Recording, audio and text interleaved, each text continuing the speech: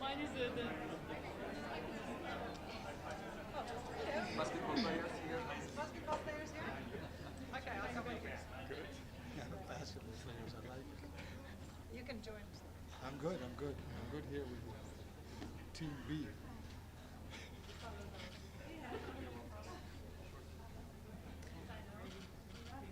Dear colleagues, I would like to read out a statement on behalf of Ukraine, Albania, Austria, Belgium, Bosnia and Herzegovina, Bulgaria, Croatia, Cyprus, Czechia, Denmark, Estonia, Finland, France, Germany, Greece, Iceland, Ireland, Italy, Latvia, Liechtenstein, Lithuania, Luxembourg, Malta, Montenegro, North Macedonia, Norway, the Netherlands, Portugal, Republic of Moldova, Romania, Slovakia, Slovenia, Spain, Sweden, the United Kingdom, and the European Union. On 8 May, nations around the world honor the memory of the millions of victims of the Second World War who gave their lives for peace and freedom. We couple our tribute with a firm and unequivocal condemnation of the Nazi regime. We also remember that for many European nations, the end of the Second World War did not bring genuine freedom, but rather ushered in new forms of oppression and occupation.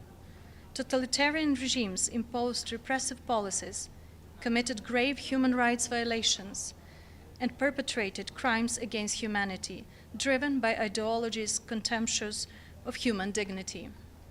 The United Nations emerged from the devastation of the Second World War, taking shape over 80 years ago in the Declaration by the United Nations.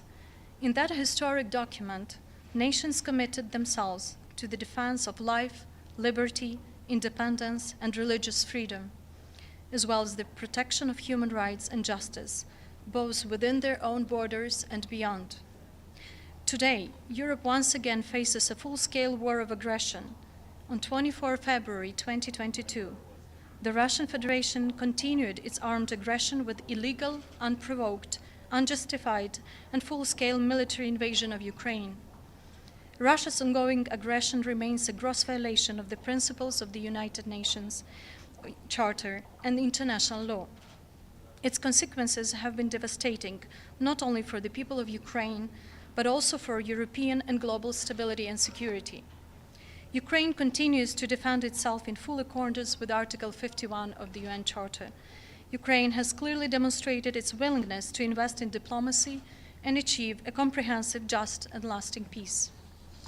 We reaffirm our strong commitment to the sovereignty, independence, unity, and territorial integrity of Ukraine within its internationally recognized borders, including its territorial waters. We reiterate our demand that the Russian Federation ceases its aggression against Ukraine and immediately, completely, and unconditionally withdraws all its military forces from the territory of Ukraine, as the UN General Assembly has repeatedly called for since 2022, and again this year on February 24. We also denounce the cynical attempts to appropriate and exploit the memory of the victory of the Allied forces over Nazism as a means to justify Russia's aggression.